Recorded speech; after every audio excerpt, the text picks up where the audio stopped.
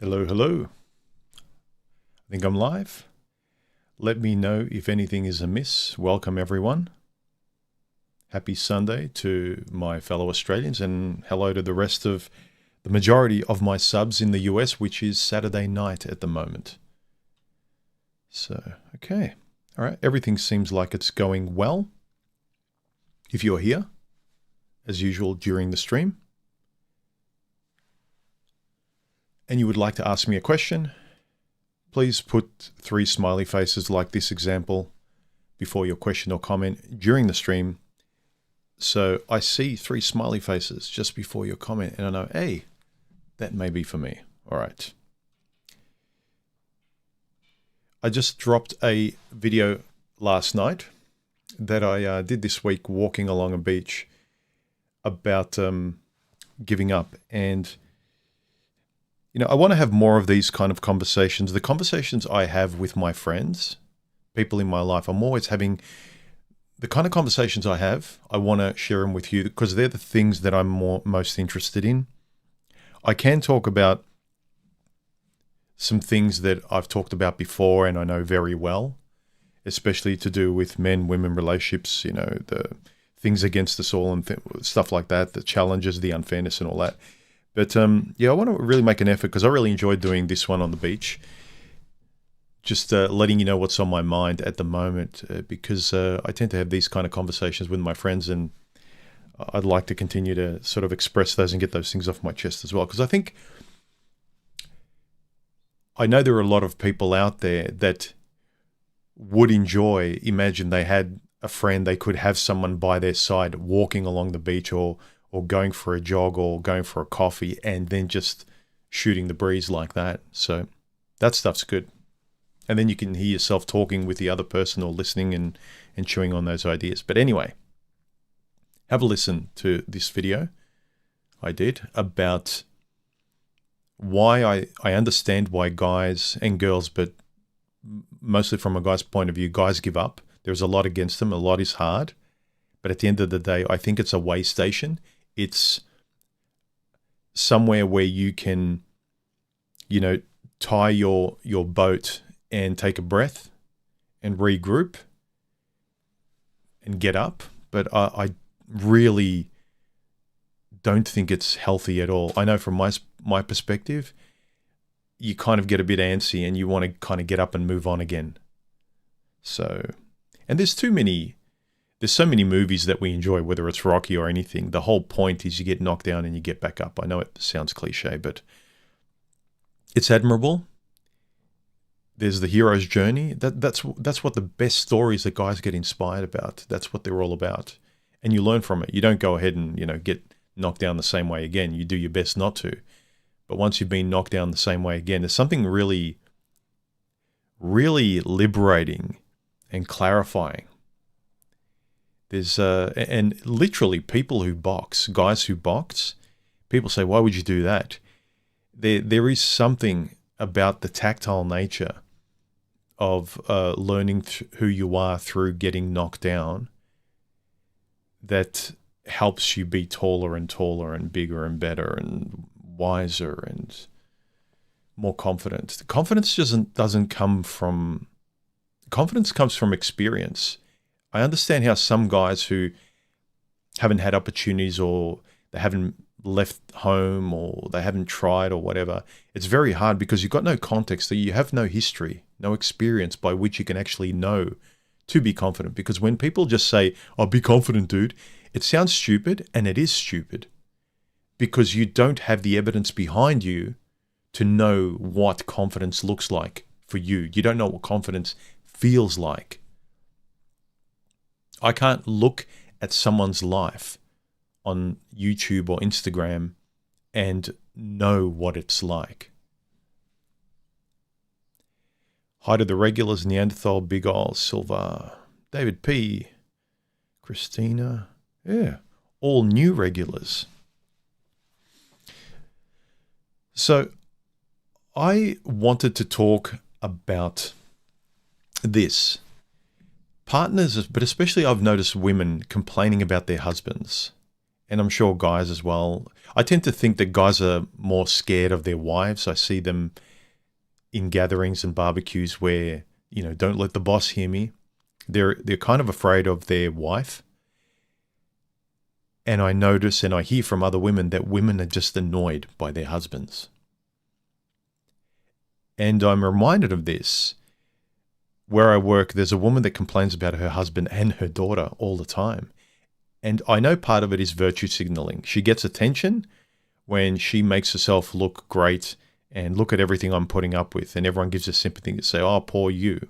It's as my sister calls it, the Ray Romano principle, where it's the intelligent, nice, perfect wife having to pull it up with kids and relatives and husbands and everyone. And look how noble she is. What an upstanding person. We should all want to be like her if you're a woman. But it's not a good lesson. It kind of tells you that you feel good in contrast to someone stupid. You feel good by having a stupid husband. Look how good I am. And women admire me. I admire her. It's not a great lesson. It's funny, but it's not a good lesson at all. And yeah, this person I work with, she's a nice person, but she's always making, those noises. Like my husband the other day, he came home, oh, where are my slippers? I can't find my slippers. And she puts on this really stupid voice. And she's like, they're over there, you idiot. I mean, oh my God, can't you see them? And her voice is just so exacerbated and stoic and mature. And everyone else she talks about, she puts on this dumb voice, the barbarian voice, the stupid voice. And it's like, don't you see how you come off? But anyway, I'm sure they don't.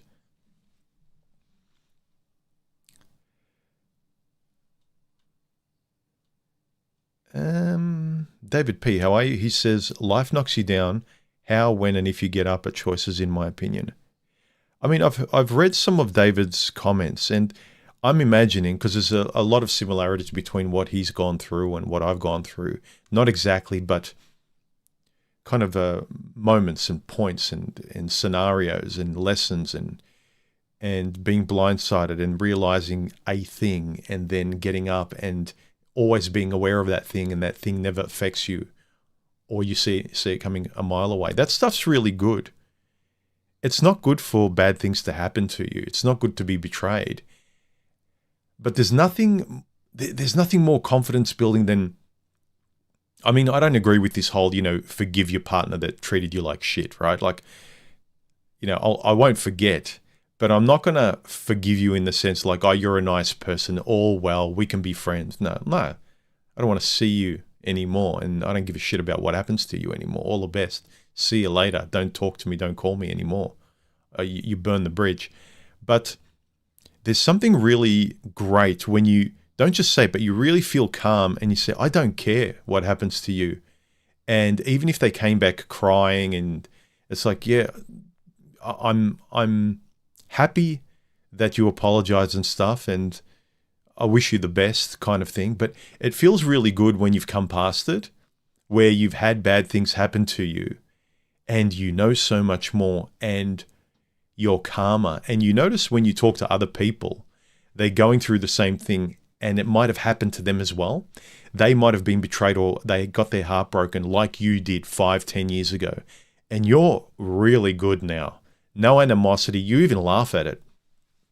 And you talk to someone who's having it happen to them now, or it just happened to them and they can't get over it. They can't get over the betrayal that just happened to them. And they're so angry and they want revenge or something. And you're like, yeah, dude, like you honestly just feel like, who cares? It's like they're talking about cartoons and you're nostalgically going, yeah, okay, yeah, but we're over here now, aren't we? Like, I can reminisce, but like, do you really care? Are you really that wrapped around it? And it's like you're looking at all old photographs of a hot stove, and they're actually holding a hot stove. They're there, feeling it, but you can't feel it anymore. And there's something really good about that. And it gives you confidence if you are still dating, you're not worried that the same type of woman is going to do the same type of thing, because you have your eyes open and you see it, and it's like, yeah, no, thank you. I don't care how good looking you are. I don't care what you say. I don't care what you promise. I don't care who you say you are. I believe my own eyes. I can see the contradictions. I can see where you're not answering my questions. I can see the passive-aggressive gaslighting. And I noticed this in my 40s, especially when I was infrequently dating, that I would catch them out and I would smile when they said something that would usually work on guys. And I would smile, or I would say, oh, so you're saying this. And they realized I understood what was going on, and they might have just been on autopilot, and they're like, oh, yeah. So, and they don't know sometimes how to deal with someone who has their antennas up and is very, very fully aware of where they are. And I'm listening to everything they're saying, not interrogating them, although sometimes it seems like it when I notice things. But I'm not intentionally trying to break them or interrogate them. I'm asking open questions and things I'm interested in. And those kind of people start to shrink because they can't be the pompous, arrogant person that's throwing you around like a rag doll on a date. You're another person they have to contend with, and they have to be real because you're being real. I am actively listening to everything you say, sweetheart. I am, not to catch you out, because I am fully paying attention to who you are. And you better be showing me, and I'm listening to everything. I'm not buying lies. I'm not buying the wink wink, the suggestive stuff, the vague, aloof responses. It's like, no, what do you mean by that? Like, I want to know. A lot of people don't like it. And you feel really great. It's like, yeah, I've been there before. I ignored a lot of this stuff, and I don't want to be like the person at work. I don't want to be complaining about my partner. I don't want to be... Look at videos of, say, 7 or 8 years ago. I was in a unhealthy relationship where I couldn't communicate with the person I was with then. I was making a lot of videos being honest online about like what I was frustrated with her and why women are like this and why is it so hard. And then after that, when I decided I would never be that avoidant anymore and I would talk about everything, and whatever I was saying in videos, I would be saying to the person in my life, then all of a sudden I wasn't ranting as much and I wasn't frustrated by as much of the general things that most guys are. I can sympathize with them, but it's kind of like on a lower level, like on a discussional level, but not so much from a really it burns me level, you know. So anyway, hi to the regulars, more of them streaming in. Malay, how are you? Yeah, how many of you have had bosses as well that complain all the time?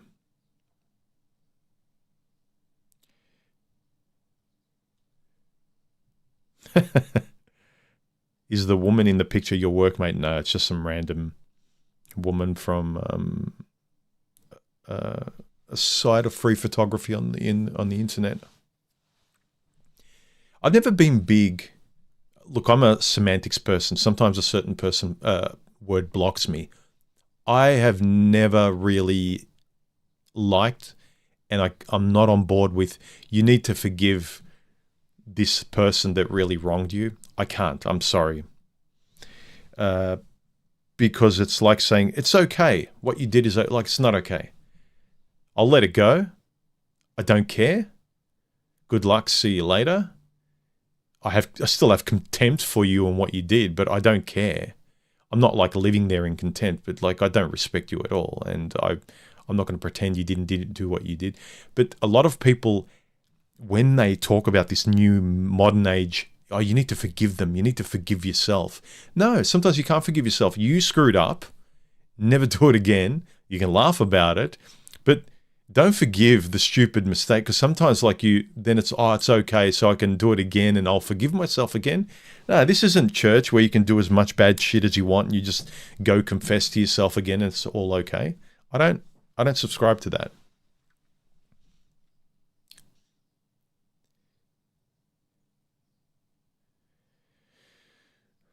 Yeah, this is a great question that Melee said. He says, here's a question I ask women, what do you want in a relationship? A lot of women don't like that. A lot of women don't like questions. They don't want to be responsible for the questions because they're actually saying, I'm showing you my card. This is my card that I believe in. This is what I stand by. And they don't want to because they want to have a bit of deniability in case you're not it, or in case they slip up. They want to have a, well, I didn't really say that, did I? No, I want you to say it. Because if you don't talk, this is the thing that people have, this plausible deniability at the start. They're vague, they don't talk about the important things, and then later on, when they're afraid to say things or they weren't completely honest, they could say, well, I never said that, did I? And the person could say, well, I could tell you felt like that. How do you know? Could you read my mind? But when you actually ask them, no, what do you want? And guys are uncomfortable with this too. I was. When a woman says, what do you want? It's like, don't ask me that stupid question. I hate it when women, where's this relationship going? What do you want? And now when I look at it, both men and women should be asking that. Like, do you have an idea? What do you want now, though? Like, tell me what you want now. You might not know exactly what the future holds, but what's your intent now? How are you dating now? And if she's like, whatever, I don't know what I want. And if you're very much like, I want this, I want to sleep around, I want a casual relationship, like be very definite, because it's so impotent, especially as a guy, when you don't have that leadership or sense of control, where you just tell her, I know what I want. I'm open to this and this. I am having fun dating casually, but I'm not ready for something serious.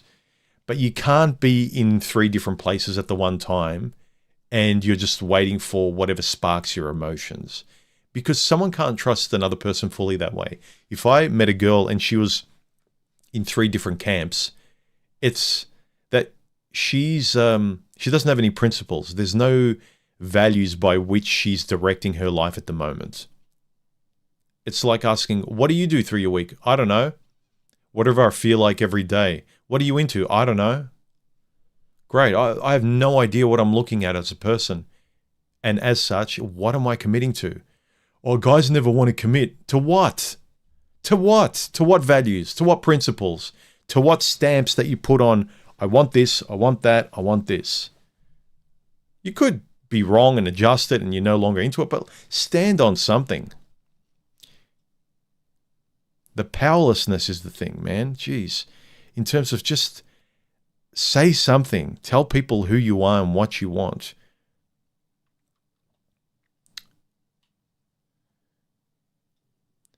All right.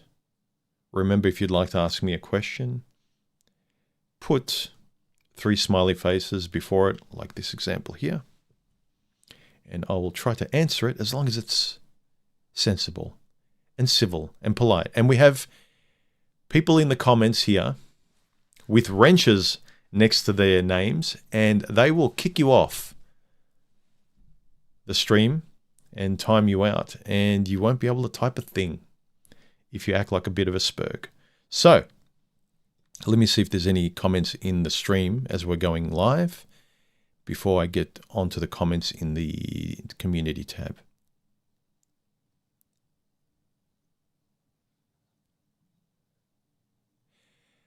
Adam Super C, behavior. It's all warts and all performance. Okay. Not sure what you mean by that. Behavior is everything. Can you clarify that? Might be a decent comment that I'm not understanding. If anyone is interested in the gear I'm using, any nerds, this is the stuff I'm using in the stream at the moment rather than me repeating it to you every time. So there you go. All the nerds know what I'm using today. All right. So let me know your comments below. What's been your experience with, if you're a girl, the women you get around at a coffee shop or at parties and they keep complaining about their boyfriends, their husbands, and their workmates, just everyone, but especially their partners. And guys that roll their eyes, oh, women, oh, the boss, don't let her hear what I really think. I just find that, aren't you embarrassed? You're complaining. You're married to an idiot. Your child's an idiot in your eyes, and you're bragging. So you don't realize how stupid you look when you say your child is an idiot. You don't realize how stupid you look when you say your partner is an idiot. They either come from you or you chose them. So it says really little about you. And it's a very, very low, kind of very shallow way of making yourself feel good by pulling others down.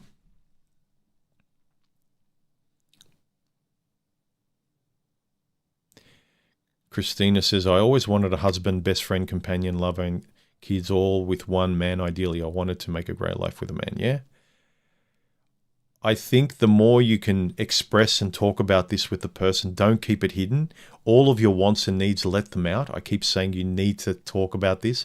Do not listen to what the dating coaches say about don't talk about this, don't talk about that, avoid this topic because you'll scare people off.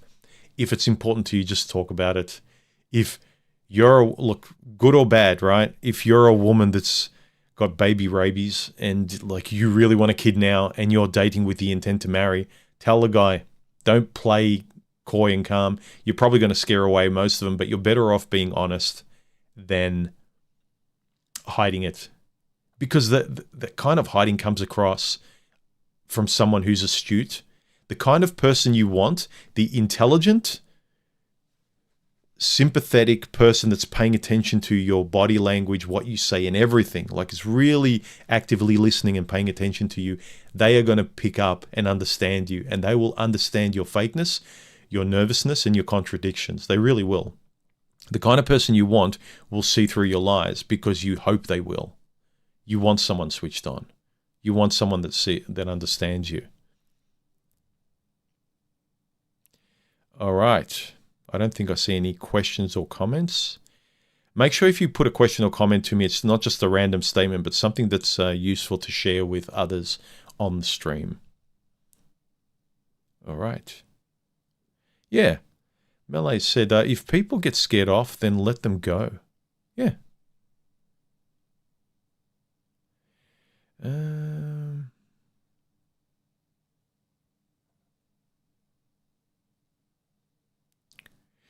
Yeah, look, I know what you're saying, Big Ol, that a lot of men just put up with everything because of what they get out of the bedroom with a woman. And it's easy to say, well, like me, in the recent video, I did a bit of a rant. I'm kind of annoyed at guys giving up. But then the guys that I see that they've given up when they just tolerate an abusive partner because they get the scraps of the bedroom from them once a month or once or twice a year. And that's enough? No, I want to be myself everywhere, not just after you go to bed when I'm in the shed at night, 1 hour of every night when I can enjoy a cigar and a whiskey and I get on the stream and chat to people. That's when I'm actually myself and I can be myself fully. No, I want to be myself fully everywhere. That's why a lot of guys, I think, that they say it's better off being alone because they really just don't have the courage to be themselves with women. And they say, well, women never accept me the way I am. Well, you should then just keep being yourself and continue to let women go by you because at least that's real. They reject the real you. But then you may get lucky and someone likes your real weirdness. For instance, me, my talkative nature. Most women can't tolerate how much I think and talk and want to do this. I get off on a lot of discussion and conversation. Stephanie loves it. Most women in my past hated it. And I was weird to them. Or it was cute at the beginning, but now it's kind of tiring. Just, you have to be who you are, man. You do. And I share your frustration with men who put up with everything because of sex, but unfortunately, a lot of guys do it. I did it when I was younger. You're not perfect until you kind of, again, fall down and pick yourself up. Stop giving up every time you bow down to a low-cut top and a beautiful woman and short skirt and like afterwards like, dude, I feel so it's embarrassing. I wasted months or years on a chick that was just superficially exciting and looked like a high-value woman, and I couldn't stand being with her. I never felt more lonely than I was with her. You learn the lesson. It's embarrassing, but it's great to kind of learn a really potent lesson by being embarrassed. There's nothing worse. Sometimes there's nothing better than embarrassment slapping you in the face, and then you'll never want to be embarrassed that way again. But there's too many guys out there that say, well, that's normal. Women are just like that. Yeah, they're only good for one thing. And then it just gives you license and an excuse just to keep dating women for that one thing because that's normal and they're only good for one thing. No, I want a woman to be more than good for that one thing. Sorry, you idiots can keep dating dipshits, pretty dipshits, and saying, well, I'm the tough alpha guy because we all agree, high five dudes, that women are just good for one thing. It's like, that is a coward's excuse. That is a kid saying, well, I like chocolate cake and I keep getting sick by eating it for breakfast, lunch, and dinner. But that's normal because that's what I like. Am I right, fellas? Am I right? Yeah, there's 1,000 of us, therefore it's right. Am I right? It's like, no, you're not. You're an idiot. How come I'm not complaining about the bullshit you complain? How come I'm not complaining about stomach aches from eating chocolate cake like you are? Well, it's easy for you to. That's not easy for me. I went through shit too. Neanderthal says, about giving up on yourself. I found out when I gave up, the solution was giving up on all the people who drag you down. Yes, that's sensible. Give up and walk away. Give up on the things that are no good for you. But you don't sit with nothing. You don't sit in an empty, dark room going crazy, feeling lonely and depressed and whatever. Go to things that are better. As I said in the video, start being selfish and saying, this is my life. I'm not going to let these bimbos and idiots and politics and all these laws and censorships and people saying I'm a bad... No, you don't get to... this is mine too. Just like if I get with a chick, I don't complain. They go, oh, women. It's like, no, this is my relationship too. Sorry, this is what I want too. Yeah, but I want this. Well, I don't. Can we compromise? No, it has to be all mine. Well, sorry then. This is my relationship too. And my relationship with the world out there, my life that I walk through, the people in and out of it, when they go, well, you should be doing it my way. You need to have kids, human. It's like, no, this is my life too. I don't care. Oh, but you should. Shame, shame, shame. I don't care. Fuck off. This is my life too. Just remember, it's yours as well.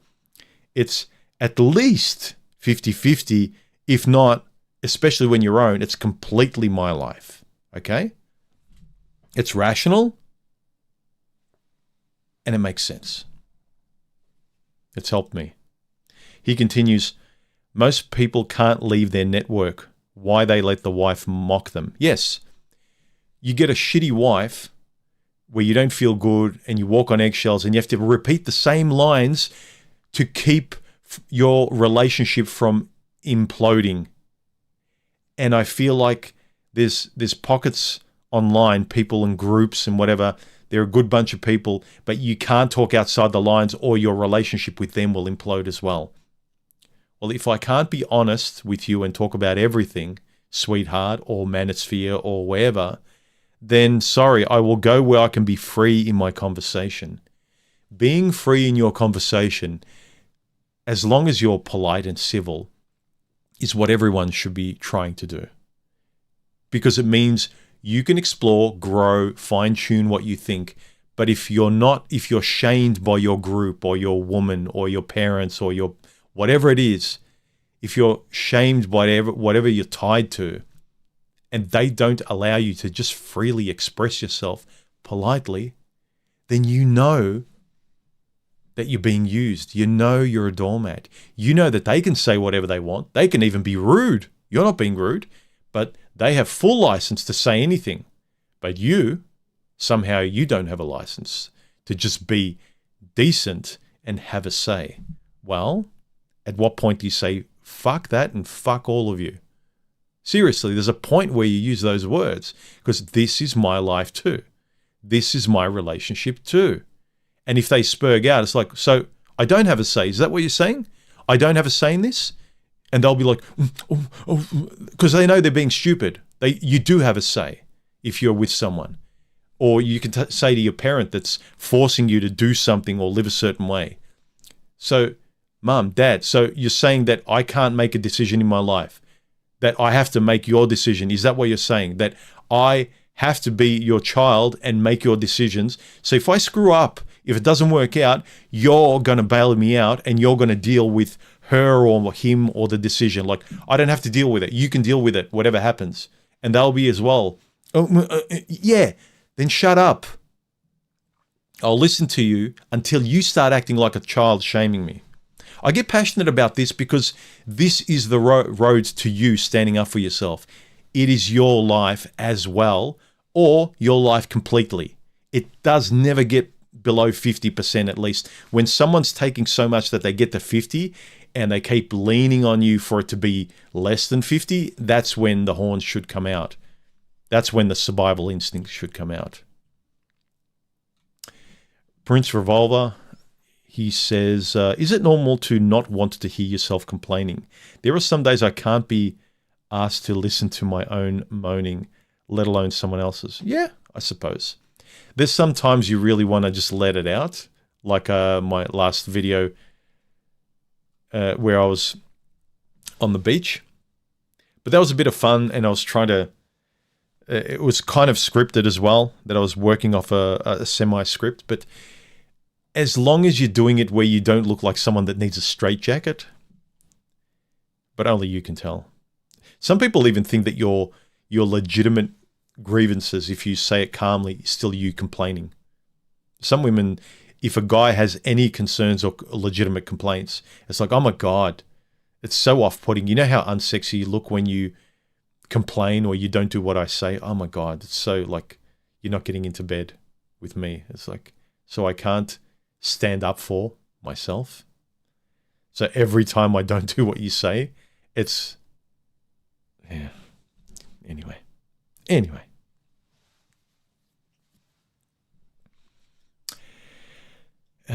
Okay. I've got live chat on, so hopefully, I think I'll see all of your comments. Make sure the comments are civil, and if you want me to read it out, make sure it's something that's not weird or spurgy. Oh, I have a super chat. I have to read that one out. Zaman 2020, thank you for the super chat. He says, some of us don't realize, but we trauma bond to women that are exactly the same as the person that traumatized them. Yeah. Sometimes she sees in you the person that traumatized her, whether it's a parent or whatever. And a lot of times you find something familiar in a person that you still don't have a good relationship with, but because it's familiar, because your mum or your dad or somebody was like that, and that looks familiar, like your internal nature's going, yeah, that fits. I've been in that jumper before. That fits really well. But you're not paying attention to, yeah, but I know I don't like that jumper. That jumper makes me itch after a very short amount of time. I want to put it on. It's really comfortable. It fits perfectly. But very shortly after, I get a rash. And I can't keep it on. And your brain doesn't, your brain doesn't give you the full picture. It gives you the initial impulse. That's why these conversations about yourself, not necessarily about women in the world, about yourself, where your impulses lie, because that's what a lot of the worst kind of women in society and politics, that's what they rely on. Your impulses for you to jump towards what just feels and sounds good, where your hormones want to go, where your likes want to go. It's like, oh, that looks awesome. Let's grab it. It's like, whoa, hang on. Remember last time we grabbed that? Remember every time we grabbed that? It's like, okay, now. Then you habitually learn not to, and then all of a sudden your impulses go, oh, no. And then after a while, it's just no. That's what I found with women when I got older. The ones that were 10 out of 10s that I only really went for them, by my late 30s and early 40s, it was like I was repelled by them. As soon as I saw them, the attraction turns to repulsion or nah, piss off. No. They might have been nice people, but that was my experience. And some women might say, "Oh, you're being awful, human. You could have, you're denying a woman a really nice relationship." Well, like, yeah, well, okay, my bad. But why does every woman have to have access to me? Even if it is unhealthy that I mistrust beautiful women, I accept it. I don't get beautiful women like 10 out of 10 Victoria's Secret catwalk models. I don't trust them because most of them, in my experience, I haven't really met any supermodel looking women that were beautiful human beings that I really needed if I was to have a relationship. And that's all I've ever really wanted. I wanted long-term, stable companionship. That's what I've wanted. Never wanted all this other shit that guys go for. Yeah, it's fun for 5 minutes, but I don't want 5 minutes. I want stability in my life. I'm a creature of habit, and I don't get my habit. I keep getting the furniture knocked over every 5 minutes, every day, with all of these women that the dating coaches are telling you to go after. And they laugh at you when you say you want long-term. Like, I think I'm being pretty sensible. I think what I'm going after is a lot less risky than you. A lot of dating coaches are like you playing roulette every day because you think, well, you're free and you've got a lot of options. Yeah, it's kind of like, oh, that's really Russian roulette to me.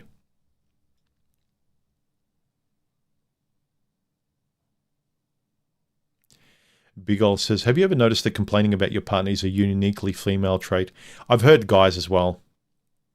And it's also a complaint to say, women, my boss, got to check with the... That's still complaining, but in an impotent, like, kind of... It's in a sad way. It's arrogant when women do it, like, idiot, because they know they're in charge. They want to be in charge, but they would rather the man be in charge, but they're so insecure and petulant that they can't do what's good for them. And the guy's frustrated where he doesn't want to cause waves and he knows what's at risk. So they're both they're both, even guys are complaining in some ways when they act too nice and they roll their eyes at the boss. But they're doing it from a impotent point of view, from a subservient point of view. Being yourself is very important, yes. Prince Revolver, this is something I've noticed too. A woman's nasty side always puts me on high alert in terms of not being able to love them or care for them, yeah. You meet these sassy women on dates, and I know they're excited. Maybe they can't help themselves, but part of you says, like, I'm glad you're being yourself because you're showing me exactly who you are, and I don't want to date anyone like you. You're exciting and fun, and you're complaining about your girlfriends, and you hate your job, and men are shit, and guys see that and it's like, wow, she must be wild in bed too. Like, yeah, wild when you meet them outside the bedroom might equate to wild in the bedroom, but you may only get wild in the bedroom once or twice a week if you're lucky. Even if she's a nymphomaniac, right? You can get wild every day if you want, but you get 5 to 20 minutes of wild a day, and then you get what, 23 hours of bullshit? Or, okay, you have to sleep, right? And then you get what, 12 to 15 or 18 hours of bullshit? That's an imbalance. Like, I'm not paying, like, just because I want something that's really good, that costs too much. 5 to 20 minutes does not pay for 14 hours. I am sorry. Sorry, no. At best, how much you can tolerate as a guy. It might pay for an hour. It's worth it. Half an hour of fun time in the bedroom, I'm willing to pay for an hour of peace and quiet. But 18 hours? Like, no.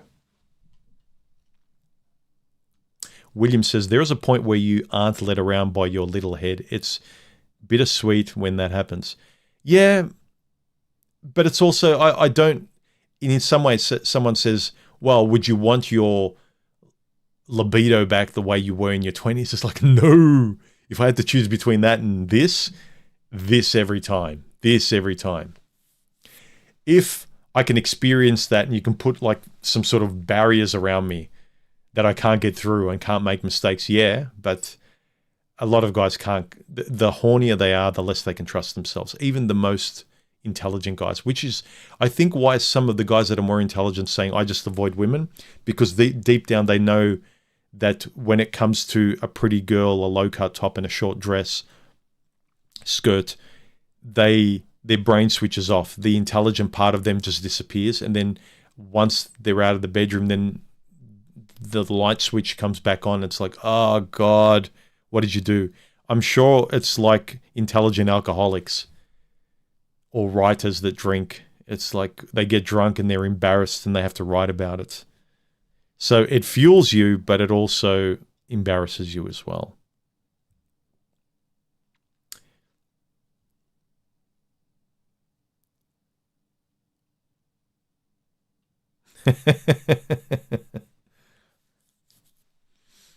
When you're very sexy, you complain about traffic, human. That's an in-joke. And I have to explain it for it to make sense, so I probably shouldn't have even read it. But hi, Karu, how are you? Ooh, okay. More comments. Yeah, Melee, 5 minutes for 14 hours of BS. Yeah, not paying for that. If you went to a restaurant, they say, oh, it's the best pizza, right? Pizza's one of my favorite foods. The best pizza you'll ever have, and it is, right? You go there and it's like, oh, I really want pizza. And you say, how much is it, by the way? It's like $4,000. It's like, I don't care. I really don't care. If someone says you will get the best BJ from this woman and it's $10,000, like, I don't care. I don't care if, look, I suppose if you won the lottery and you want to treat yourself for your 50th birthday or for your 21st or whatever it is, you save up and you really consciously, you're willing to throw this away just for this once in a lifetime experience. But if we are trying to have relationships, long-term committed companions, you don't just want the one BJ. You don't want the one moment in the bedroom that locks you into the rest of your life. It's not worth paying for it for the rest of your life. You don't want the cost to outweigh what you get isn't, the juice needs to be worth the squeeze, to coin an eye-rolling phrase that's been used to death in the manosphere. Yeah, Christina says, I'm a creature of habit too. Yeah, you just need to find someone that's like you. Stephanie's like me as well. So you really just need, and it's hard, it's not easy, but it's not, and it's even harder, if not completely impossible. You've got zero chance of finding a specific person for you if you don't talk and you're not fun and polite on dates and showing exactly who you are. But if you do what most people suggest you do on dates, the dating coaches, don't talk about all these things and play these games and say this because that gets them into bed and you'll get a woman to like you. And then even if you get the person to like you and you get into a relationship by being synthetic and cold and calculated, once you get them, what do you do then? What then? What now, hotshot? Now who do you be? You go to the dating coach, like, well, now I've got it, now what? It's like, now what do you want me to do? You're on your own, buddy. It's the same as when your parents say, get married, have kids. All right, now what? Well, what do you want me to do? Now you're responsible. Whoa, hang on, I did what you said. Well, why did you listen to me? Happens all the time. I hear it from women especially. Mum wanted me to have kids. I had kids. I did it their way. I changed their diapers the way they said. They took them. And then everything turns to shit. And it's like, now what do I do? Well, you're a grown up. You should be responsible. But I did everything you said, Mum or Dad. Take in the information, just like the manosphere. But at the end of the day, make your decision, because no one's going to save you from whatever if you step over a line that you can't come back from, you better make sure you can live with it.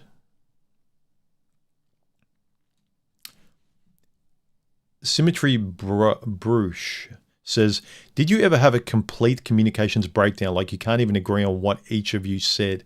And if somehow did you solve it, or if you did? Yeah, I remember I had like a communication breakdown with my ex where there's a lot of gaslighting, by her.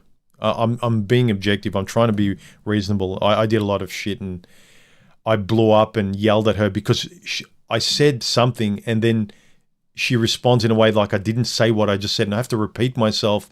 And she just, look, not to talk badly of her, but just communication was terrible. And she was smart, but she just didn't want it. She had this block. And at some point when reason can't dance in the conversation, then reason needs to just leave, or emotion just kind of, you reach boiling point. And I'm not proud of reaching boiling point, but you hear me speak, and people that know me, I'm always talking, I'm always asking questions. I want to get to the bottom of things, and I'm just trying to be as honest and communicative as I can be. And when you're with someone who just avoids, ducks and gaslights, and no means yes and left means right, and you didn't say that. I did say that. And then if you say, look, I know you always tell me that I don't say what I said. I recorded it this time. Look, I recorded you. Oh my God, I can't believe you recorded me. Is this what our So it's like, oh my God, this is just a game of survival and psychological manipulation. You're a nutcase.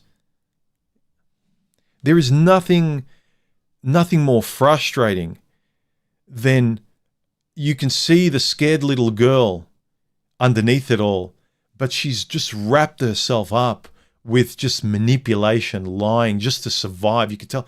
What did you need to do to grow up with your family or your friends to survive just for this to be natural to you?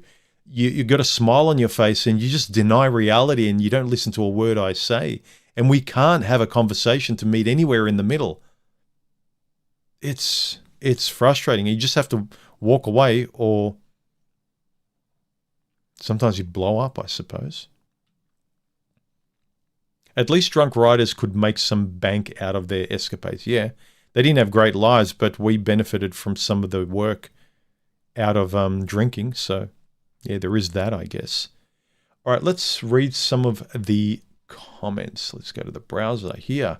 I asked a poll a day ago leading up to this stream. What do you think? Why do you think so many people complain about their partners? The vast majority was the first one. I said, well, it's better to play the victim than admit you chose wrong. I think this is, I would agree with this. This is probably the biggest one out of most normie people out there. They can't admit the shame of like, yeah, I screwed up. I picked them. I'm with them. Or if it's your kid and you're complaining about your kid, it's you're a bad mom, or you don't discipline them, or you're too lazy to teach them to be a better child. People who have dogs that don't stop barking, it's, oh, the dog. It's like, no, it's you. Stop yelling at the dog. Yell at yourself. Oh, 36 comments. Let's see what people said. All right. Guys, some of these very long avatars, I can't read them. And it's not me being rude, like I'm mispronouncing them. Deal with it. It says, usually the complaints are about certain needs not being met, or their expectations are not being met. Yeah. So they might use complaining as a way to voice their dissatisfaction passively instead of facing possible confrontation when voicing their dissatisfaction with their partner. Yep. I actually think a lot of it has to do with, let me see what I wrote here. I think people's resentment, two things, like, I'll give you my thoughts on why people, it's so common and why I think some of these people complain. Again, it's not one or the other. It's a combination of these things, or it's mostly one of these things. One is that a lot of guys especially, they treat their girlfriends like their daughters or their future daughters. They want to have kids, and they've got that switch in them that just forgives crappy behavior because their daughter, they would forgive their daughter. They would be like, she's got me wrapped around her finger. Little princess, and there's nothing they can do wrong because they've locked in love hearts in their eyes with this person, and they lock in. They love their partner, their woman, and it's like, forgive. What do? She's pretty. She bats her eyelids and she says tee-hee at the end of every manipulation and screw up and anger or throwing plates. And that's just her. But the sex is great afterwards. The makeup sex is like, oh God, that is the most pathetic excuse. Personally speaking, I have never wanted to sleep with my partner when I was angry at them or I was frustrated or we were having a difference of opinion and we really were frustrated with each other and we couldn't communicate. The last thing I want to do is sleep with them. And when people, and I've been with girls that feel like this is, let's go to the bedroom, like they're excited. I'm like, I'm so pissed off right now. I would rather bang your mother in front of you to piss you off than bang you. You are the last person on this planet that I would want to go to bed with right now. I would, yeah. Anyway, it's a peek into my brain. But I think a lot of people are not heard or understood when they complain about their partner because you want to feel heard and seen. And when they don't get you, like me, you just blow up. You try anything. Complaining ruins your relationship. It almost always does. And if you're with someone you say you care about or love, you're being dishonest if you're not trying to communicate. If you're always putting them down like, oh, my husband, my partner, my wife, my girlfriend, whatever, like she's an idiot. I'm such a great guy, but she's such a dope. She's such a low value. She's a typical woman. Not only do you look stupid, but you are guaranteeing your relationship ends. And then later on, you can spend your whole life regretting and saying, yeah, I was a bit hard. I was a bit pompous and arrogant. I was a bit full of myself. And I kept knocking her down to make myself feel good and puff my chest out. But it's too late then. My only solution is what's behind your shouting and complaining about your partner. That's the truth. Because a lot of the times, that's why I keep pushing these conversations back to us. Make sure we're really good before you start complaining about other people and women. They might have objectively done something bad, but if you're a mess, if you're a douchebag, if you're a 0, don't expect them to be 10s. Don't even expect them to be 5s. Like, meet them halfway. Try, reciprocate somehow. Otherwise, you're just using people and you're expecting the world. You kind of belong in the woke camp, but you think you don't. You do. You need to reciprocate. You need to give something comparable to what you want to get. Let's go back to the polls, I think. Any more questions in the live chat?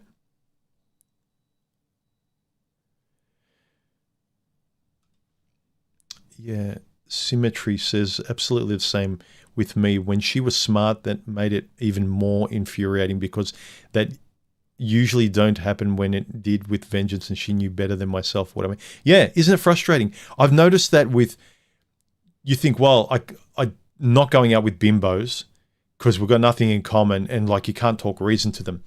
It is worse in a lot of ways, guys. You get with an intelligent woman and with her natural fears and insecurities just by being a woman or maybe her childhood, she is very lexically adept at gaslighting you. She can kind of parry and thrust and move and duck and weave, and you can't have a conversation. You can't land a objective, correct blow to make her go, yep, good punch, you're right, and vice versa. You want to get to reality. Someone who's intelligent, a girl, it's even more frustrating because they can get out of anything. They're smart. Their vernacular just gets them out of anything. And same with me. I noticed that I would excuse a lot of shit before when I started making videos like, yeah, women do this bad, women do that bad. And I excuse myself because you can intelligently do so. You can intelligently justify your own biases. And you can intelligently also wriggle out of any accusational straitjacket that people give you in life. Well, when they said, well, human, but do you think you could have? No, because blah, blah, blah, blah, blah, with my $100 words. And you kind of, you stun them a bit and it's like, well, they can't match your debating and verbal tactics. And people just don't want to be around someone who's not reasonable, who can't objectively look at things from different sides. And yeah, Symmetry, I think smart women can be sometimes even more infuriating to a smart man, because you're smart enough to avoid the obvious idiots, but you're not smart enough. That's your blind spot. Well, she's intelligent, so I won't have to deal with that. Yes, you do. You have to deal with it more. The dumb bimbo you can see from orbit, but a very smart woman is really hard to see the obvious truth. It's a lot of challenges, a lot of smart. I see it online. The smart guys I talk to in some of the pockets of the manosphere, very, very smart. But in terms of real life, they're smart retards. They just don't know how to be a realistic human being. You say, yeah, what you're saying is correct. Academically, mathematically, statistically, spot on. But in real life, you've got this as well. Like, you have to realize there's most people out there, this isn't what they choose. Yeah, but they're idiots though. It's like, you can call them idiots, but you're not going to meet a woman who wants to be this blunt and serious, like more serious and direct and to the core, more than she would be with her own therapist. What's the chances you're going to meet a woman like that? Well, I don't care. It's like, come on, dude. Like, let's get back to reality. Like, I know it's nice to talk in a fifth dimensional world of theoretical quantum physics in relation to relationships. And it's really nice to juggle 12 things and appear very clever. But let's make sure we're talking about reality, because all of this has to work in reality, including you, especially you. All right. Comments. All right. I think most people who complain about their partners are genuinely unhappy with their relationships. Yeah, no kidding. That's putting it mildly. And he continues, but so afraid to be alone that they prefer a bad relationship over being single. Yes, I would agree with that. And they settle for a bad relationship because they know that good relationships are extremely rare once the first crazy infatuation phase is over. That is very true. I'm going to pin that comment. It's a really good comment. Really good comment. Z-Wolf says, voting and speaking for myself, I voted other. Married for 40 years. First, I seldom ever complain. It makes me feel worse. Well, at least you've got that self-awareness switch. That's really good. Because a lot of people feel really good when they complain.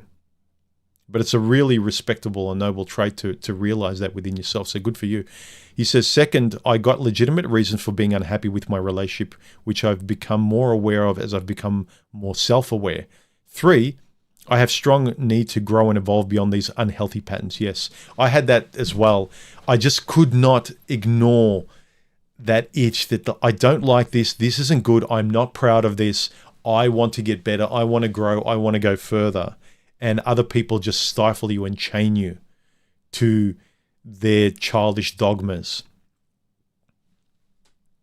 And you can't even talk with them. You can't ask questions. Luke, how are you? He says, whether conscious or doing it not, they appear to be either hiding their own faults, possibly greater ones, or trying to highlight that of their partners. Unfortunately, not realizing while attempting to do so, they reveal a few of their own of theirs simultaneously. Also, that they are complaining about someone they chose to be with. Yep, that's what I said before, and are still currently. Yeah, it's like, oh my God, you won't believe the smell. I'm standing in this shit. I won't believe the smell. It's like, you can leave. And I know if I say that to you, you're going to be insulted because you know you can leave as well. And it's embarrassing. But that's what everyone sees. You're standing in shit and you're complaining about the smell. Luke continues, he says, I believe it's due to fear in oneself, knowing your own inadequacies and refusing to change. So you put a performance to bring attention to others that you know to be true about yourself. Yes, I agree. It is also true that it's easier to tear down buildings to make your building appear higher than to build your building higher. That's the kind of analogy. It takes work that builds confidence, and you should want to. That's the impulse I always knew that felt better and right, and I admired older guys that were like that. They wanted their building to be the tallest and talk from that position rather than knocking everyone else's building down.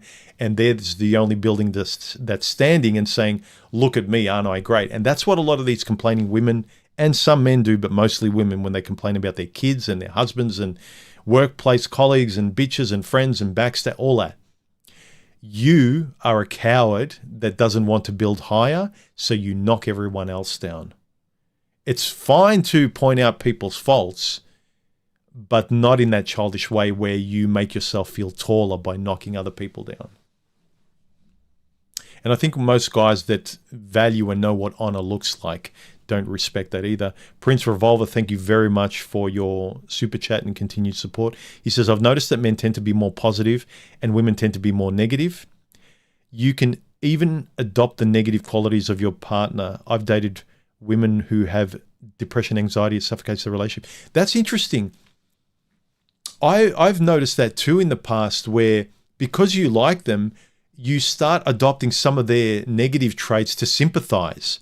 And you don't even know you're doing it, but it's almost like you're wanting to sympathize with them. You're telling them, oh, it's okay, and I'm there for you, babe. And you start almost pantomiming some of their characteristics so it feels familiar, and so they have a sense of like, oh, well, he gets me. But you're not really doing it. You're doing it out of sympathy. You're mirroring them, and then after a while, it grows in you, and then this is one of these cliche terms where people say, I lost myself. I did everything she wanted. Some of them comes from that sympathy. You don't know you're doing more and more. And it becomes inauthentic like mirroring of a person. You got to keep an eye on that. This is why these kind of looking in the mirror conversations are so important and essential.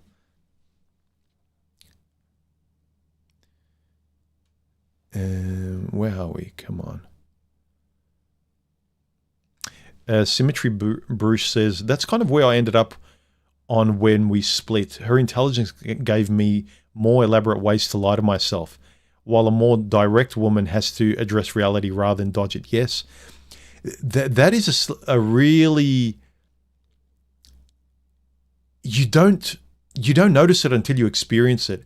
I never noticed what I needed to contend with intelligent women, and you do prefer intelligent women over dumb, dangerous idiots because they don't know how they're being stupid. Can you blame a child for doing what a child does? And a lot of men blame beautiful children that they figuratively marry and go out with. And you think, well, I'm not dating idiots because they're too dangerous.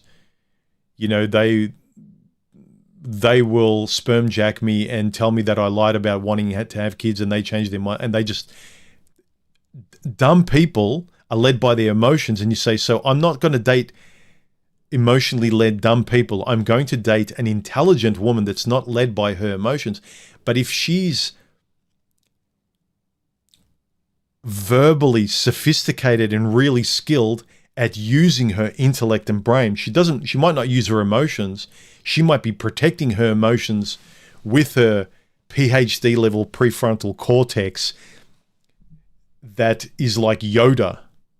And you thought you were smart, but man, for a woman that's already born with the sophisticated mental neural hardwiring of verbal, pathways of learning what to say and manipulate, plus she's read a lot, plus she's educated, plus she's very smart, well-spoken, articulate, and she's protecting the 3-year-old traumatized her. She does not even want to acknowledge that exists despite her intelligence. An intelligent woman that's protecting her feelings is really, really hard and dangerous. In a lot of ways, it's an opponent that a lot of guys don't know how to contend with, no matter how intelligent or well-read you think you are as a guy. That's one thing a lot of guys don't talk about. Thanks for sharing that as well. It's a blind spot of a lot of guys that think I'm only going out with intelligent women. How many crazy... I went out with a really intelligent, highly intelligent, narcissistic nymphomaniac, and it was one of the worst relationships I can remember, and it really screwed me up. I had like the figurative equivalent of PTSD afterwards, relationship PTSD. That was something, like I avoided people like her. Very cunning and intelligent, broken, well-spoken people. Woof. Dumb bimbos, easy, easy. I wonder if that's why a lot of guys, rich guys who have gone through shit, they just get the young bimbo in the convertible next to them. It's like, it's easy.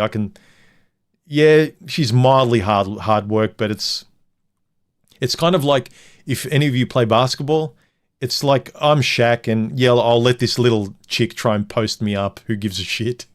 I'll block her and whatever. It's no big deal. All right. Let's see. Let's go through more of the comments. Also, if you do want to ask any questions during this stream, like Symmetry Bruce, add 3 smiley faces or bright colored circles like he did. Then I can actually see it in the stream and I can sort of see if it's something I can answer live. So yeah, if you're here.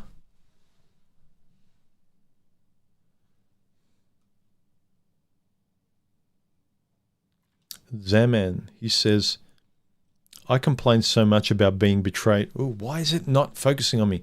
I complain so much about being betrayed by my ex. I lost all my friends and lost the balance of my mind for nearly 2 years. Friends want to help. In most cases, they can't. Yeah. People don't realize how difficult a broken person is to deal with when they're broken in that moment, when they're heartbroken, when they've gone through a divorce. You want to be sympathetic, but sometimes that person's drowning and they want to pull the whole world under with them. And it's really difficult. Even like they're willing to help, but give them 10%.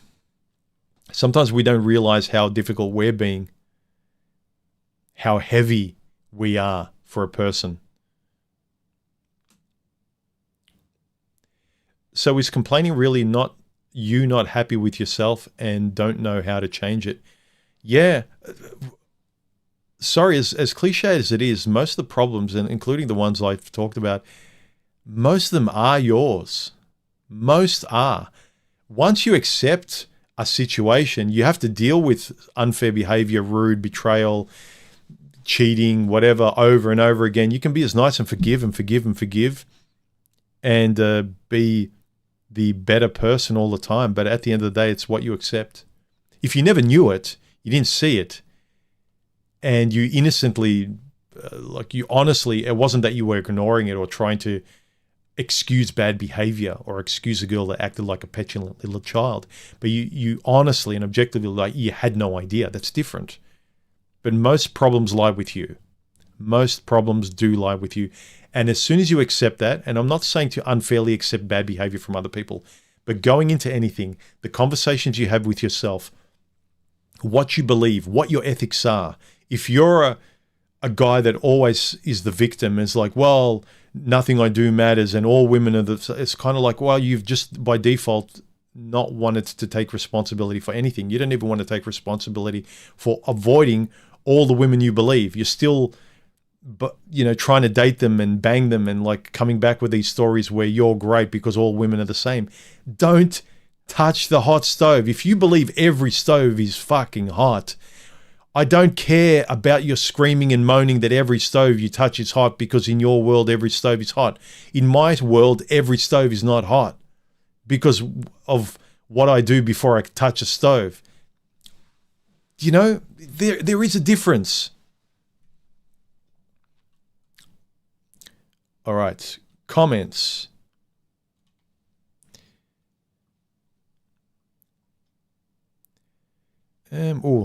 Quaz. Let's read Quaz's one. Quaz says, a desire for control and frustration with non-conformity. There's no love there. Yeah. What was it? There was a line that you mentioned that we talked about in our chat, Quaz. And for those of you who want to listen to the chat that I had with Quaz here, really nice one. Which one is it? Yeah. Have a look here. Go to my chat channel. Link is on my main page right at the bottom. It's the yellow icon. circular icon that says chats, human chats. And we had a really nice conversation there about this.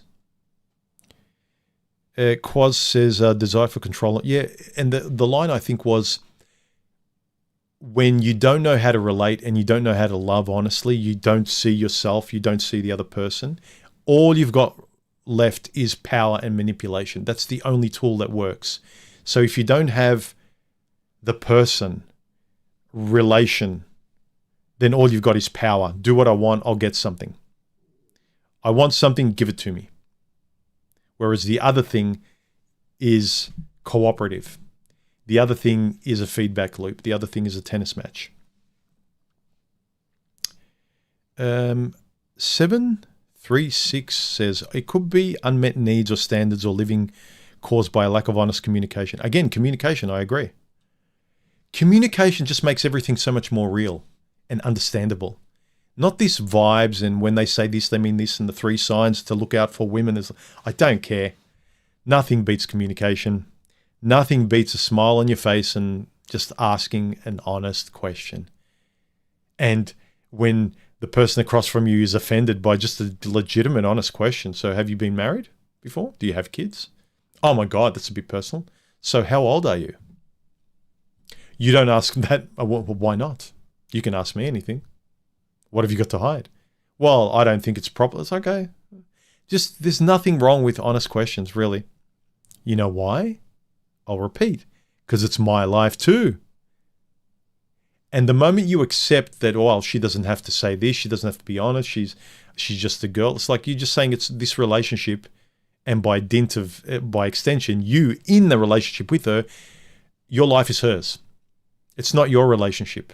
The rest of your life is someone else's. You don't own much. You don't have much of a say. You believe in fate. You don't have any control.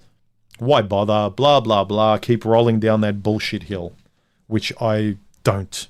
I won't. I can't. Sound like Brad Pitt. He says that. I can't. I don't. I cannot. I will not. Initially, it's going to be so small that most people won't bother about it. But over time, it piles up, and then even the smallest things can set you off. It's a recipe for failure in relationships. One that is too common. Yes, I agree. By the time you get to the point that you complain about everything, it's too late. Or, at least it's very difficult to walk through the inbuilt resentment. Yeah, that inbuilt resentment at her. But also, you resent the fact that you put up with that for so long. But it's easier not to look at that. Because getting angry at yourself, you can't do anything. You can't leave yourself. This is also why I encourage you to talk better and have the better internal voice in your head. Because then you'll have a better relationship with other people too. You'll be used to a better voice. People always, let me get my head because I want to make a point of this. People are used to letting themselves down. Oh, I'll go for a run on Monday. You never do. Oh, well, big deal. You're used to betraying yourself, letting yourself down, not following through, not saying what you mean, lying to yourself, but you can never leave yourself. And so you're used to it. And then you meet another girl and it's like, oh my God, well, that's familiar. She lies. I'll forgive her. People can leave you. You cannot lie to people. You can.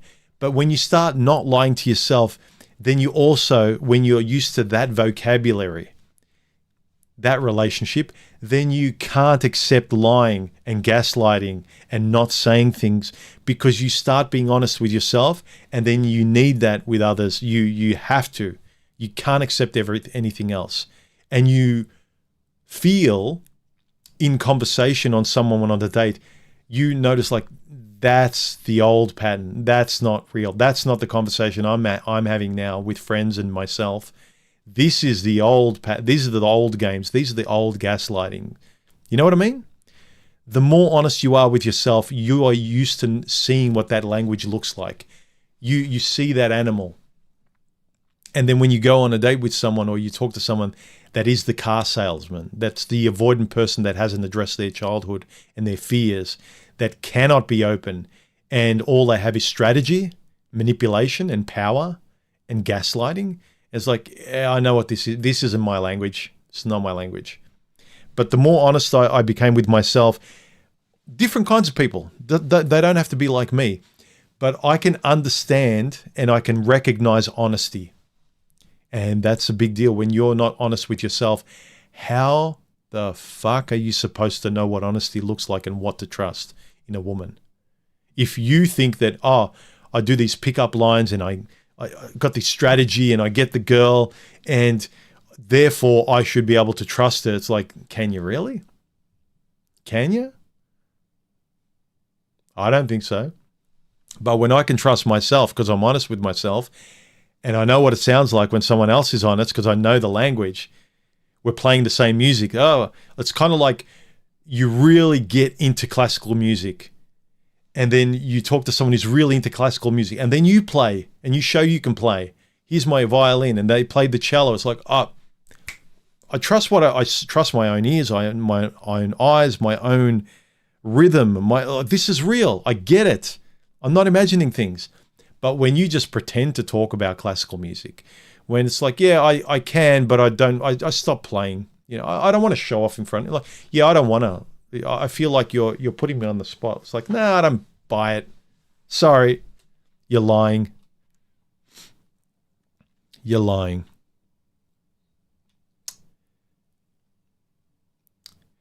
Oh, Karu, thank you very much, man. You didn't have to, but thank you for the super chat. He says, men get traumatized by watching manosphere horror stories while having zero life experience of their own. Also, 90% of manosphere content is complaining about women. We're more similar than we admit. Yep. Look, I even noticed with myself and Kara and a lot of guys I talked to back in the day when I started my channel and I was well into it. And the people I can continue to talk with and have remained friends like Karu, I've seen the evolution of all of us talk about these things from different angles, not just from one. And then you get in these in chats with people that are still talking and hitting one drum. You know, there's kind of guys, they're playing a video game and they're hitting the one button and doing the one punch, playing Tekken. And it's like, dude, you're still on the same first level, and it's why you can't get to the big boss at the end. Whereas other people are trying to kind of learn playing from every angle. The gamers will get that, but other people won't. But you know what I mean. But yeah, I agree, Karu. And you know, you're talking to the choir. I talk to Karu almost daily. We have chats about this stuff. And some guys will say, well, I can't get experience. Life doesn't allow me to get experience. They censor me. A man can't say this. Women won't pick me. You know, 80% of women pick 10% of men on Tinder. It's like, okay, excuse. I'm not saying it's not hard, but if you've got an answer for why you can't, then I can't talk to you because I want to talk about why you can or how you can, or fine, you can't go into that store and get what you want. Let's talk about some esoteric small stores that you might be able to find your weird little trinket. Nah, what's the point? I want to be able to buy everything in Costco, and Costco doesn't have this. Okay, you won't talk about anything but Costco, fine. I can talk about Costco and I'll agree with you, but you don't want to talk about any small store in a little neighborhood where you might get what you need. I thought that was a good analogy. Prince Revolver says, you made a video titled A Man's Everest 7 years ago that goes along with your most recent video. I often reference this video because a lot of men have nothing outside of women. Yeah, I remember that video because I really enjoyed drawing the metaphor, the thumbnail, where a guy's looking up at women and she's like a lot taller than him. And a lot of guys, I think, figuratively look at women like giants. They marvel at them like Everest. And from memory, I think I said in that video, that's the biggest challenge a man has left. Once he grows up, he has a sense of himself. He moves out of home. He knows what he likes. He gets his car. He watches his movies. He gets his flat screen TV, plays his video games, whatever it might be. And the woman has been there since teenagehood. And it's just this niggling thing at the back that's never settled. It's the adventure he can't work out that he's never had. It's the mountain he's never climbed. He's climbed everything else. He's done everything else. Everything else makes sense. But the woman is just a big mystery. And it doesn't leave him alone. It doesn't leave him alone. But I remember that video. I like that video. I should rewatch it again. Not because of myself, but I'm curious with those videos where I had a lot of fun making them. The other one I enjoyed making was the one, the cover where the guy was like showing his heart, and it was like why she's grooming you, or why she wants you to sacrifice for her or something. And I can't tell you the reason in that video that I gave, because they don't like that word on streams and on YouTube, but you know what I mean. Have a look at that video. That was another one I had fun doing. The metaphor and the illustrations I did for that video. That was a lot of fun. Okay, keep giving me your comments, guys. Yeah, the hound dog men who can't control their urges. I have observed other men who get henpecked in relationships. They can't control their horizon beyond getting sex as easily as possible. Yeah. Men are born alcoholics, and women are alcohol. And until you decide to get clean or get control of your Achilles heel, nothing's going to happen. Again, starts with you, ends with you largely, and almost everything is your responsibility. There's very few things in life where you have absolutely no control. Really. It's hard, and some people have it harder than others. But come on. Oh, cold coffee. I should have been sipping earlier. Anywho, Joseph says it can be a combination of some of all of those. They could also not understand the limits of loyalty. Yes, principles. Again, if you don't talk about them, you don't make sure that you abide by those principles. You guys might think this is silly, and you might think you guys should do this automatically. But Steph and I, we value our relationship in each other, and we really know how lucky we got finding each other. And we make sure we maintain what we have because we know it's important. Every week, we do a relationship catch up on Friday morning over breakfast as a bit of fun. 5 minutes of fun. It's like, so how have I been this week? And she tells me, and she asks the same question of me. And like, how do you think there was room for improvement? Was there any moment that you didn't like? We really talk about the week, how we were as husband and wife, how we were as partners, and where the other person thinks the other can improve. And we be very honest and objective and fair about things, and sympathetic to the other person, because you know that you're going to ask of them maybe and say, well, I think you dropped the ball here, and I asked you this, and we'll be, because we're giving as good as we get. And we also do it on Monday, but we do that not about our relationship. We do it about our own projects. So what are you doing this week, or where are you at? Just having kind of a catch up that way about where you are in your own space, in your own life, and any fun things you want to share or whatever. It's just more lighthearted. But Friday, we do a serious with a smile catch up, and honest, laying cards on the table. Very quick, nothing too, expository, just to like, what happened this week? How did I go? How did you go? How do you think our relationship's going? Just that. But if people don't talk, they have these expectations, unsaid words. The biggest regrets are things like unspoken words, time you can't go back on. Sisyphean Roller says, this is a tricky one. Back in the day, I would have said that some people just enjoy the drama. Some people do, especially women. To this day, I don't think I'm wrong to say that. Yeah, look at people's entertainment. What do people like watching? What is the music they like watching? Do you just watch horror films, UFC, and your favorite music is Rammstein? That'll tell you a lot about the person. I could be wrong, but I think I'll hit the ballpark.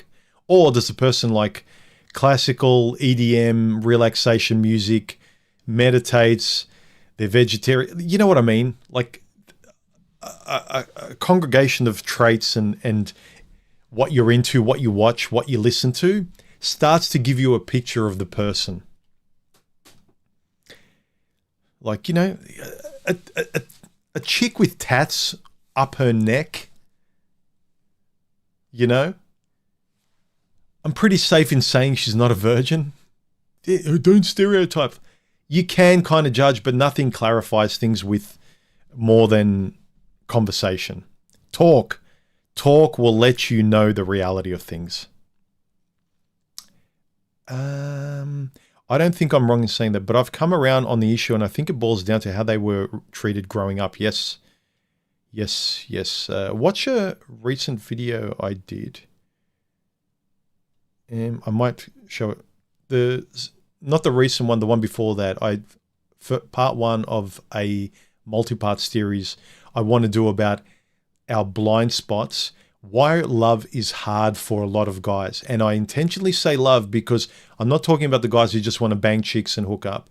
I'm talking about guys like me and many other, maybe a minority of people out there, maybe where, you know, we're disappearing, but we just want long-term relationships, consistency, and we don't just want to spend all our time dating and rotating. Despite what people think, oh, human, you're obsessed with relationships. Yeah, I want to set and forget and get on with my life and do other things too. Yeah, I love Steph, but also I'm not rotating different women and complaining about all these different train wrecks. My hobby is not women. I've got my hobbies, one of which is this. But a lot of guys that say, yeah, I don't care about women. Yes, you do. You're rotating multiple women all the time through the week. You do. You can lie to yourself. You're not lying to me. I don't care. And you're really angry at women too. And you're rotating them through the week and spending all your time on Tinder and talking about that all the time. That's what you do. Growing up. He says, our families or lack thereof can set up strong templates for future behavior around other people. Healthy boundary setting, open and honest communication. Learning these things requires a good role model to emulate. When the people around you were dysfunctional, yeah.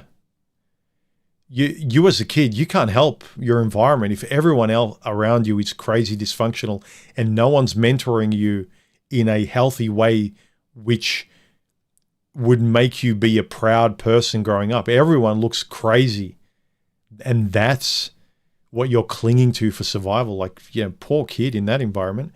When the people around you are dysfunctional, you might have your moral compass in the right direction, but you will find it incredibly difficult to align your gut instinct with your moral instincts. I think most people don't complain because they're evil or malicious. They just never learn the values of kindness, compassion, and mutual growth. They never saw it around them. Yeah, and you emulate what you see. Monkey see, monkey do. And if you've bonded with your caregivers, you got food, shelter, and you love your parents because you're dependent on them, then anything that's against your parents, you tend to resist and hate and push back. It's like, don't tell me I love my parents and I love this way. They never saw it around them. They vent and whine about without really seeking solutions because they never learn how. What it comes down to, in my estimation, is a tragedy of failed upbringings. Yeah, I think a lot of it is a huge chunk. It's this really heavy thing under the surface of what people think is the bottom of their information. It's actually hidden just underneath. If you just want to crack it like an egg, it's not very thick, but if you just decide to crack it and look in that direction, not as an excuse, but just to see how you were raised, the dynamic, and how did your mum and dad act? Were they there? Did they argue? Did they shout? Were they loud?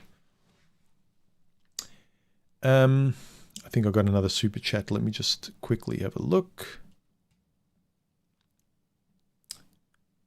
Yes, Prince Revolver, thanks for the super chat. He says, I've noticed that men tend to be more positive and women tend to be more negative. Yeah, women tend to complain more. Generally, true. And anyone who disagrees, I think you're gaslighting, you're full of shit. Women generally complain more. They tend to be more complaining machines than guys are. Guys are starting to complain more because they're starting to operate in dating off a woman's template because women are running the show today, but they don't realize how women's rule book is influencing the way they date.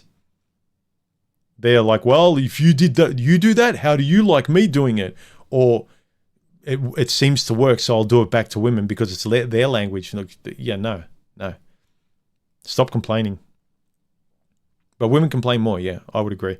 He continues, you can even adopt the negative qualities of your partner. I read this. Apologies. I read your statement, Prince Revolver. I thought it was a new one. It's this one. Something I will never do in a relationship. I saw your super chat pop up. I thought it was the previous one.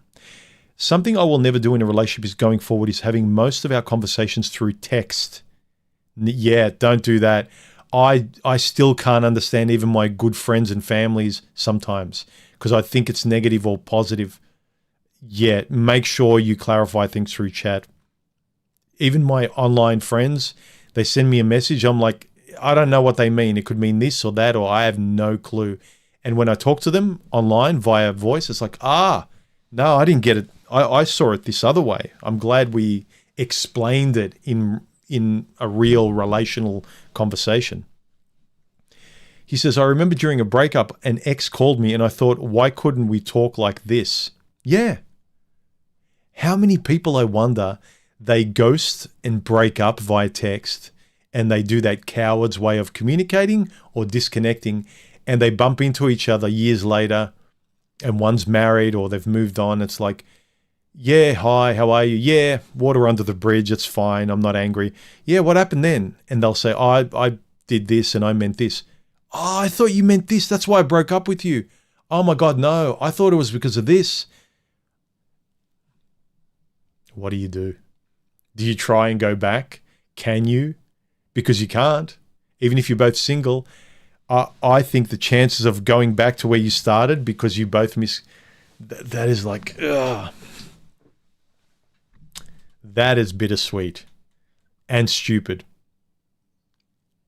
A lot of these solutions to the dating problems online, the dude bro dating advice, manosphere stuff, feminism, it's enough of the politics. The politics you can't wrap around you to protect the 5-year-old. You need to confront your fears and just talk openly and honest. Then you don't need the politics. You don't need the 10 reasons why the world is against you and why you have an excuse of not to try.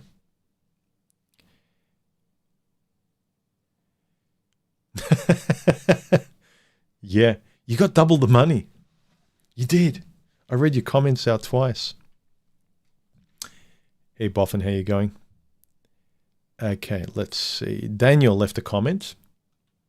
How long have we been going, by the way? Let me see. And I hit start stream this week. Last week I didn't talk for half an hour. So things are working. All right. Let's continue with some of the comments. Daniel says, being with your partner and then complaining is a red flag pointing at ourselves. We can, find a common ground and fix the issue. Complaining without taking any action. Sure, if the partner is not willing to find solutions, then yes, they're with the wrong person and we should take responsibility for staying. Yeah, the biggest red flag for me is going on a date and she was complaining about her ex. Straight away, I was like, whoa, okay. But what was refreshing and made me lean in and go, oh, okay, I can trust this person, was when someone said, no, they were a nice person. We just didn't see eye to eye, but I wished him the best. And he was a really nice guy. I wish it worked out. It's like, wow, this person's really, they don't have the sword out. You lean in and you trust them more because they're not hateful. And even in a breakup, they're not bitter. Like most people by default, you're just ready for them to vent and tell you how crappy, how hard done by they were, how their partner was a villain and they were just this innocent saint. It's just, don't you? Tell me, guys, girls, anyone, you expect anyone to virtue signal how great they were. And let me tell you about the horror story I went. Listen, kids, let me gather around the campfire. I've got a story that's better than yours. Everyone wants to show off with how bad their story was. Have you ever noticed that no one's impressed by, let me tell you how great my story is? Yeah, bullshit. No, I don't want to hear it. We love talking about car wrecks. We love watching fail videos on YouTube. We don't like seeing success videos. Fail videos are more popular, not success videos. They're boring and they make you feel like, oh, well, FOMO. I don't have that. Why haven't I got a success? It's easy to congregate and validate your failures because people don't really talk about their successes very much. People all love to talk around about their failures, and it's all common, and we can share stories and whose failure stories is better than the next person's. David, the lack of accountability or the guts to talk about their partner directly. They may not have developed the skills to communicate clearly and tactfully, so instead of talking with their partner, they direct to others who won't judge them as harshly. They are things my girlfriend does that drives me crazy, but they're quirks rather than truly annoying acts. I've spoken with her about them, and she either doesn't do them when we're together or keeps them at a minimum. You just need to communicate. You don't need to communicate with a hammer. Just like you can learn to speak better and more eloquently, the way in which you speak and the skill in which you deliver things. You can deliver things with a hammer, or you can deliver things, skillfully.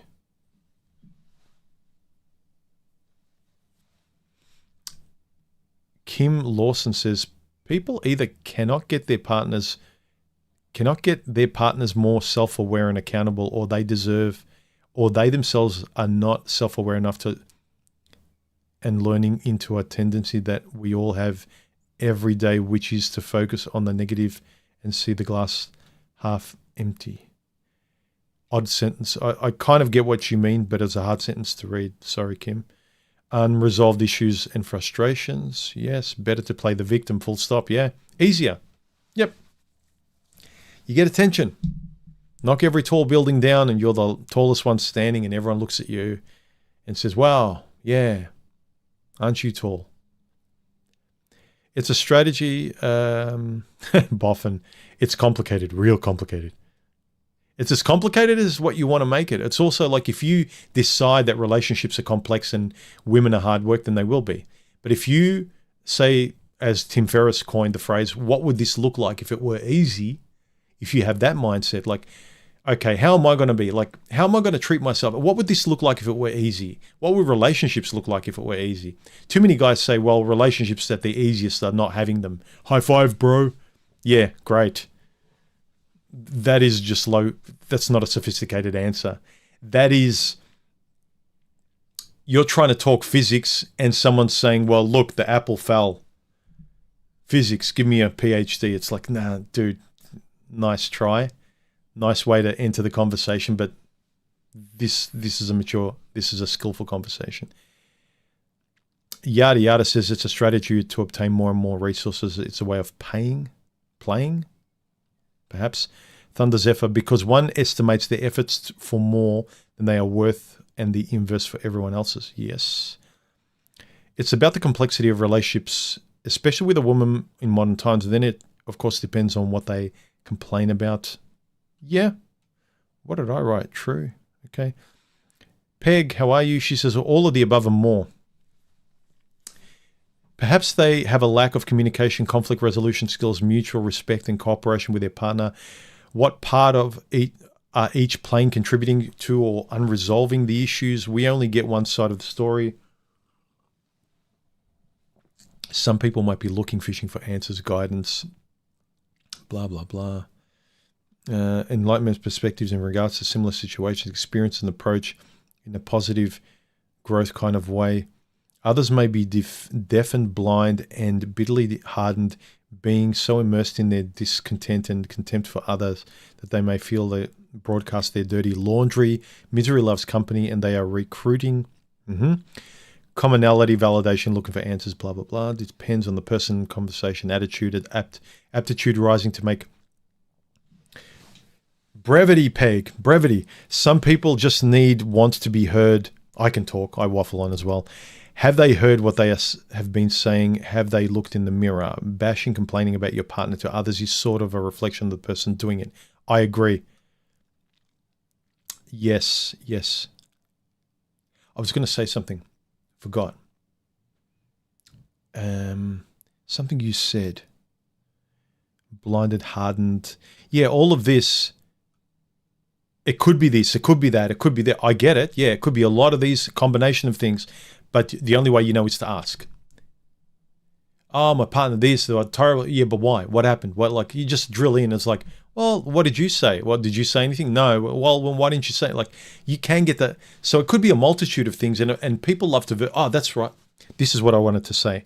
Sometimes women say this. They complain on dates. They go, oh, my ex was awful. He was horrible. And it stimulates the hero response from the other guy. And I'm thinking, well, I'm going to be nice. I won't do any of that. I won't be an asshole. I'll be super nice. I won't be any of these things she's complaining about. That's easy. I can do that. I'm naturally a nice person. And so women might be strategically fishing for you to be the opposite of the exaggerated complaining they're making. So that's what you need to be aware of that. But nothing clarifies that more than conversational inquiry. All of the above, yeah, to vent because they hide the truth about what they think, their feelings. Yes, the whole relationship thing isn't easy. There's lots of sacrifice and folks are way more selfish these days. Yep, but again, I would say try and make it as easy as possible for yourself. If you say it's complicated, at some point you will give up. Try and have a simple code of ethics and try and make your view of relationships as simple as possible, especially what you want. Like, for instance, me, I knew that one of the top couple of things I wanted, I didn't make it complicated.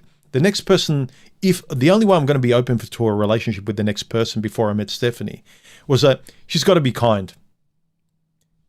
That's it. It's not complicated. I'm not going to have 20 things I'm looking for a woman and go off the checklist. Kind. She's direct, and she doesn't complain about bullshit, and also lifestyle and all that. But the main human decent qualities, I want a kind, fair person that talks to me and doesn't gaslight. Just very basic things, not complicated at all. 1, 2, 3, 4 things, just a couple. Don't make relationships any complicated than they should be, than you know they should be. And you can get very clever and saying, well, I know a lot and women can be this and women, who cares? I am not going near those women. What I want is A, B, C, and D. That's it. They need to have that at their core. A combination of those, but if they're absent in any one of these important traits, forget it. I can't sustain a relationship with someone like that. Melee says, let me see. When you complain about your partner, it is recursive complaint. You're complaining about yourself, yeah. Look, I've complained, knowing, honestly, you've heard me complain about some of my exes, especially my last ex where she wouldn't communicate, and that really frustrates me. Otherwise, she was a decent person. Like, I enjoyed being with her.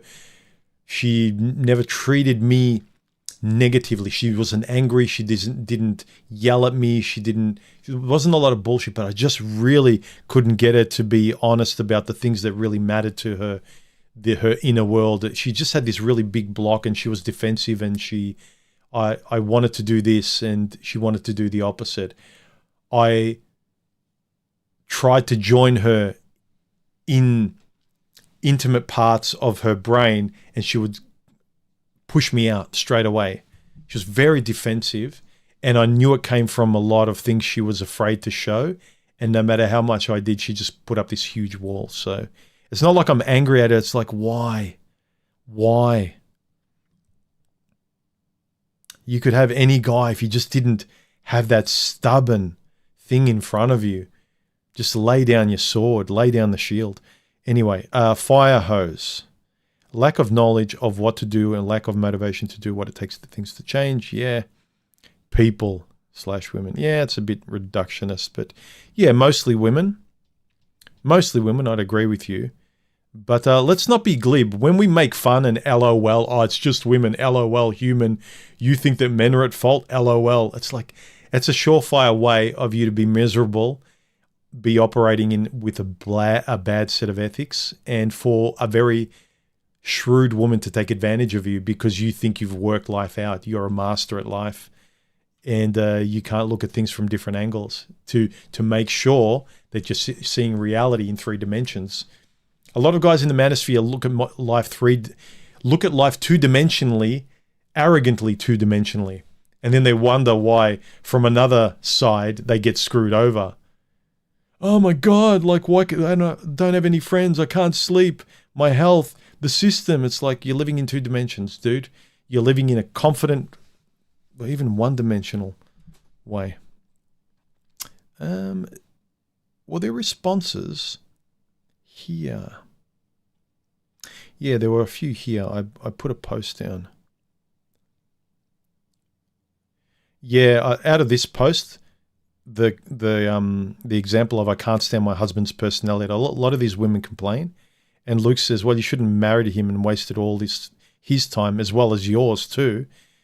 But it's more the person who's complaining, you're more against them, especially if the other person's not complaining, is taking their abuse. Well, at least they're passive. They've got their own faults and you don't admire them, but you're an arsehole. You're just a bully. David P says, lack of self-awareness to realize they might have made a poor choice. See, I like this. Responsibility. Oh, how look now your relationship. Hypocrite. Okay. These dudes, these manosphere spurgs. Oh, look, now you're a relationship channel. LOL, hypocrite. LOL yourself, will ya? He's selling marriage to us now. Lean into the grift. Okay, whatever, dude.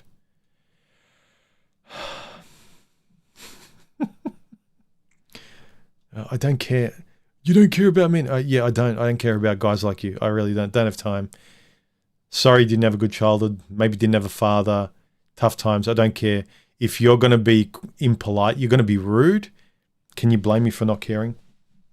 You won't listen to what I say. Ooh, you made a video about sell marriage to me. Did you listen to it? No. You read the title and you thought you were too smart. You didn't even have to watch the video. Fine. Okay. I don't care. I care about as much about relationships as you do, and you don't seem to care much about them because you don't care about yourself and how you operate in them. All you care about is chicky poo. It's all about her. We have to work out her. She's at fault. She's the problem. It's all about her. Okay. Why don't women understand? Because it's not about you. In your language, it's not about you. All right. I think we're done today. Thank you, everyone, for showing up. And for those of you following me who are decent and want to have a decent, honest conversation in 3 dimensions and not just blame everything outside of you all the time as to why the world isn't giving you everything you deserve. All right. So, any last questions before we wrap this up? I think there's about a 1-minute delay. The internet speed in Australia is terrible. Terrible. There's a lot of great things about living in Australia. It's a relatively pretty good country, but our internet speed is kind of third world. It's pretty bad. The government, they're a bunch of cheapskates here. They are.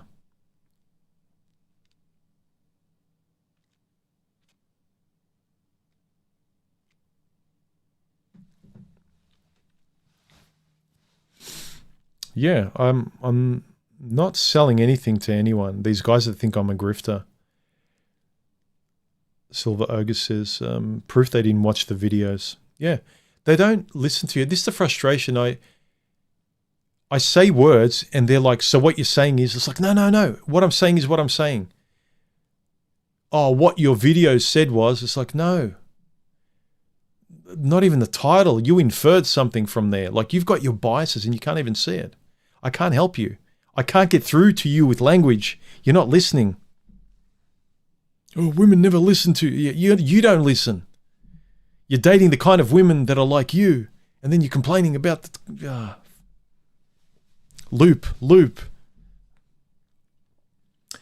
Symmetry is the worst thing about the manosphere, overemphasizing biology. They discover Evo psych and suddenly everything looks like a nail. Worst thing about modern feminism, emphasizing biology. Yeah.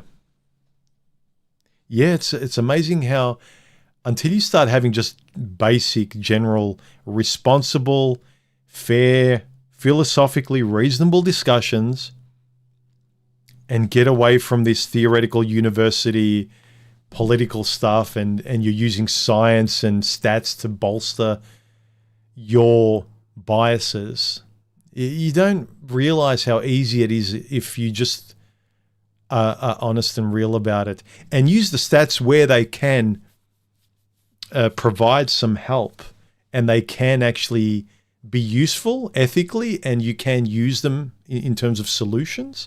But a lot of these things are, yeah, you're right. They use them as nails. Nicely put, Symmetry. All right, I think we are done. No more further questions or super chats. I will end it. So if you super chat or ask me a question in the next minute or so, there's a delay in this stream. I'm effectively a minute or so ahead of you. So if you add a comment now or super chat, ain't my fault. Now I sound like one of the Spurks. Not my fault. I'm technically hamstrung, or you are. Everything's fine for me. All right, guys. Have a good weekend. Enjoy yourself. Leave your comments down below and under the posts I put. What experience have you had with people in your family, friends, barbecues, work colleagues? They're always complaining about their lives, their partners, how much money they make, but especially my husband, my wife, my kids. Woe is me, victimhood. And you can just say, well, leave your wife, put your kid up for adoption, and then they'll get down your throat. It's like, well, then shut up. Like, I'm tired of patting you on the back because you go wah. Anyway, good night, everyone. Have a good weekend. Enjoy your weekend. And I'll catch you on the next video or stream. Watch the latest video. This one I dropped. And have a look at the latest chat I had with Quaz on my chat channel, as well as the latest stream I did with Stephanie yesterday. Was it yesterday? No, the morning before, Friday morning, a day and a bit ago. So, and let me know your thoughts here about this topic. Why do people complain about their partners? What do you think? Like, comment, subscribe, join the channel. Thanks to everyone who has and does and continues to be part of this discussion. Tell your friends, share my videos around, and I will see you the next time I see you on my channel. So have a good weekend, everyone. Bye.